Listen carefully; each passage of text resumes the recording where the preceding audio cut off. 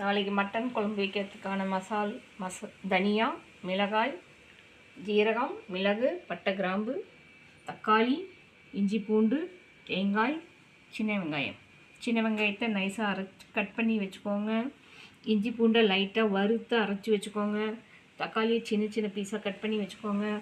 அப்புறம் இந்த தனியா, மிளகாய், ஜீரகம், மிளகு எல்லாத்தையும் லைட்டாக வறுத்து பொடி பண்ணி வச்சுக்கோங்க.